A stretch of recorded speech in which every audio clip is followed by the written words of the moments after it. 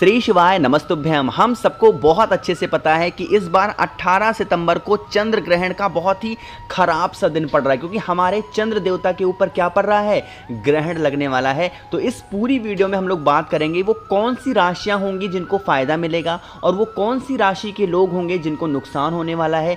चंद्र ग्रहण कब से कब तक लगेगा, सूतक का समय क्या है, भारत में कैसे देखने को मिलेगा, इन सभी की बात इस पूरी वीडियो में हम लोग देखने वाले हैं। बहुत ही ध्यान से वीडियो को सुनिएगा और ज़्यादा से ज़्यादा लोगों तक भेजिएगा। साथ ही साथ महिलाओं को इनमें से कौन सी चीज़ों का ध्यान देना है, इन सभी की बात करने वाले हैं। बहुत ही ध्यान से इस वीडियो को सुनिएगा, ठीक है ना। देखो, चंद्र ग्रहण एक बार अप्रैल में लग चुका है, आपको याद होगा, और इस बार ये चंद्र ग्रहण साल का आखिरी चंद्र ग्रहण है जो कि आपको 18 सितंबर को देखने को मिल रहा है, ठीक है ना।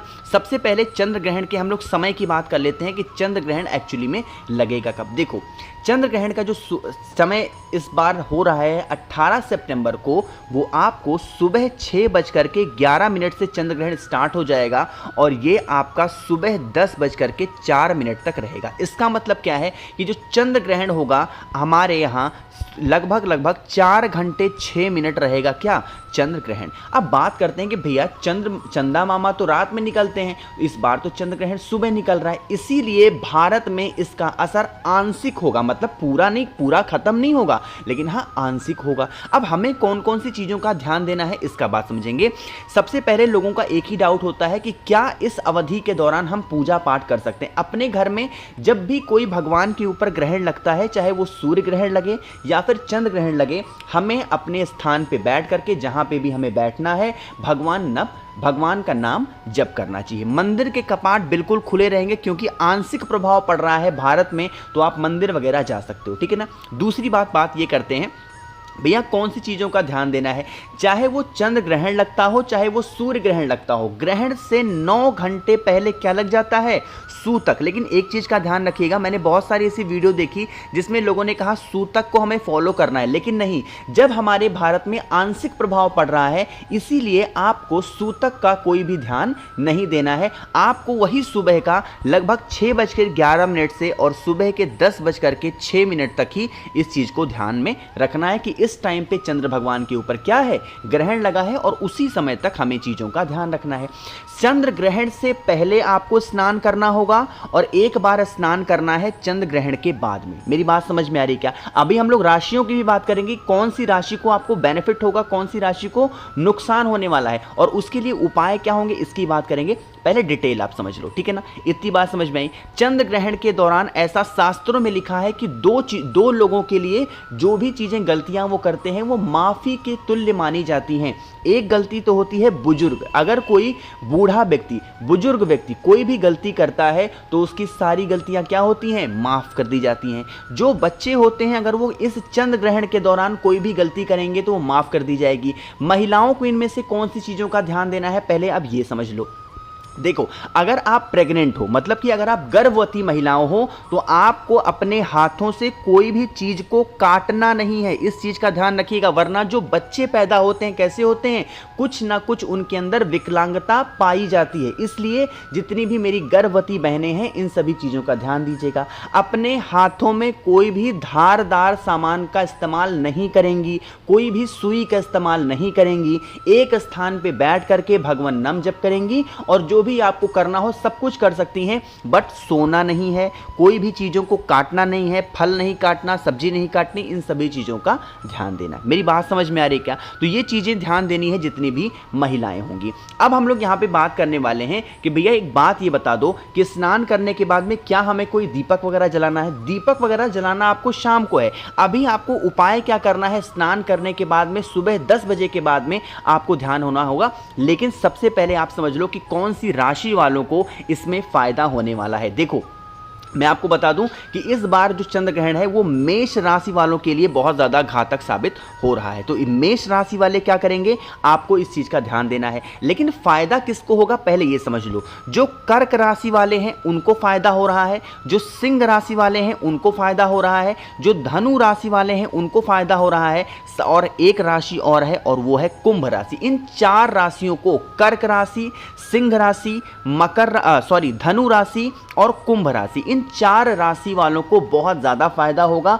अगर आप इस दिन कोई भी उपाय करते हैं तो आपकी बातों को महादेव एक्सेप्ट करेंगे और आपकी सारी मनोकामना पूरी होगी। दूसरी किन किन लोगों को ध्यान देने वाली बातें हैं, तो आपको जितनी 8 राशियां बची, जैसे मेष राशि बच गई है, वृषभ राशि बची, मिथुन राशि बच रही है, कन्या राशि है, तुला राशि है, वृश्चिक राशि है, साथ ही साथ मकर राशि है और मीन राशि वालों को बहुत विशेष ध्यान देना है। खासकर मेष राशि वालों को और ज़्यादा ध्यान देना होगा। अब अगर आपको ऐसा लगता है कि चंद्र ग्रहण में हमसे कोई गलतियां हो रही हों या फिर हमें भगवान के ऊपर जो ग्रहण लगा है उसका प्रभाव उनके ऊपर कम पड़े, हम भगवान की थोड़ी सी मदद अपनी तरफ से कर पाए, हम उनके बच्चे हैं, तो हमें कुछ चीज़ों का उपाय करना होगा, जो कि बेलपत्र का उपाय सर्वप्रथम सबसे ज़्यादा अच्छा माना जाता है। ठीक है ना। क्या करना है, जैसे मान लीजिए कि भगवान के ऊपर ग्रहण लग गया है उस टाइम पे, ठीक है ना, क्या करिएगा, एक बेलपत्र लेना, कहीं से भी आपको बेलपत्र मिल जाए उस एक बेलपत्र को लीजिएगा। सुबह 10:11 के बाद ही आपको उपाय को करना है।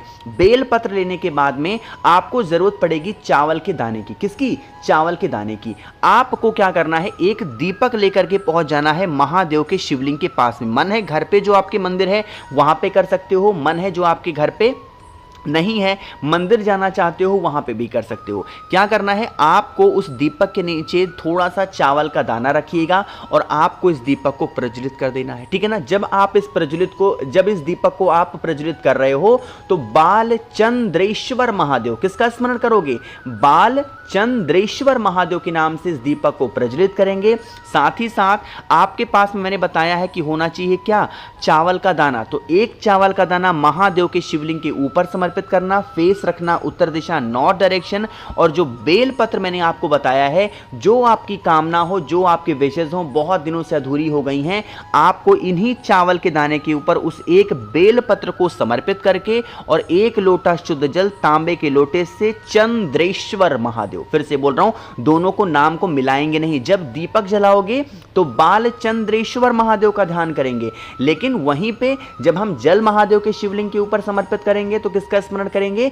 चंद्रेश्वर महादेव के नाम से। अगर आपने इस चंद्र ग्रहण वाले दिन, चंद्र ग्रहण के दिन अगर इस उपाय को आपने कर लिया तो यकीन मानिए जो भी तकलीफें, जो भी प्रॉब्लम, जो भी समस्याएं आपके ऊपर आ रही हैं या फिर आपके परिवार के ऊपर आ रही हैं, वो सारी समस्याएं खत्म जरूर हो जाएंगी। ठीक है ना, ध्यान रखिएगा। तो यहाँ पे हम लोगों ने बात कर ली है एक उपाय की। दूसरे उपाय की यहाँ पे हम लोग बात करने जा रहे हैं, बहुत स्पेशल सा उपाय है, ध्यान रखिएगा। जैसे मान लीजिए कि घर में आपके 4 सदस्य रहते हैं, ठीक है ना, वैसे रहते जितने भी हो, ये मैं नहीं कह रहा हूं, बट फॉर एग्जाम्पल कि आपके घर में मान लो सिर्फ 4 लोग रहते हैं और 4 के चारों लोग बहुत परेशान रहते हैं। आपको ये चिंता लगी रहती है कि हमारे घर के ये सदस्य हैं, ये हमेशा ठीक तरीके से रहें, इनको कोई तकलीफें ना हो, कोई प्रॉब्लम्स ना हो। तो आपको क्या करना, एक छोटी सी कटोरी लेना, कटोरी ना हो दीपक ले लो, कुछ भी ले लो, ठीक है ना।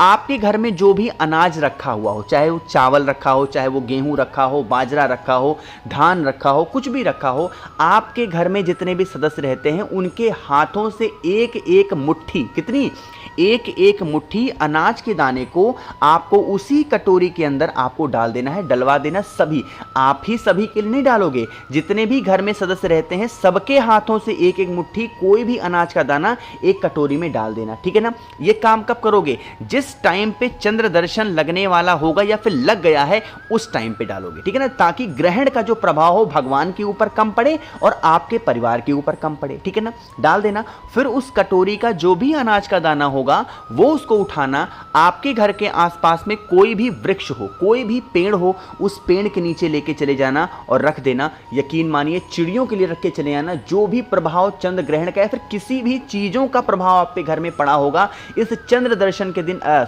चंद्र ग्रहण के दिन इस उपाय को करने से आपके घर की सारी समस्याएं खत्म जरूर हो जाएंगी। एक चीज मैं आपको बताना भूल गया, उस बात को बताना चाहता हूं, ध्यान से समझिएगा। जैसे मैंने आपको बताया था कि कुछ लोग मैसेज ये भी करते हैं, भैया क्या इस टाइम पे दवा खा सकते हैं?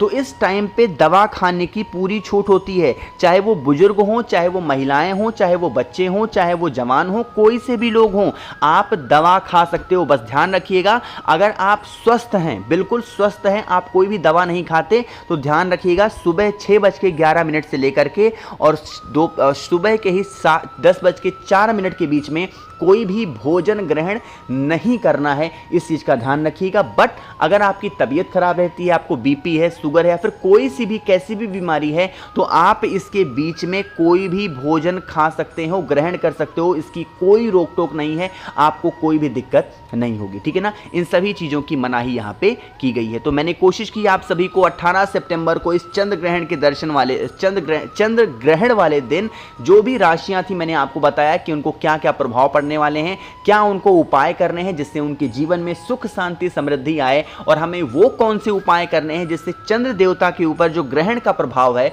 वो कम पड़े। वैसे अपने भारत में आंशिक देखा जाएगा, बट चांद एक ही हैं, हमारे चंद्र देवता एक ही हैं, तो ग्रहण किसी भी देश में लगे हम सभी को मानना जरूर चाहिए, ठीक है ना। तो वीडियो पसंद आई हो लाइक करिएगा, कुछ पूछना है नहीं समझ में आया नीचे कमेंट सेक्शन में पूछ सकते हैं। मेरे जितने भी भाई बहन आवाज मेरी पहली बार सुन रहे हैं, चैनल को जरूर सब्सक्राइब करेंगे।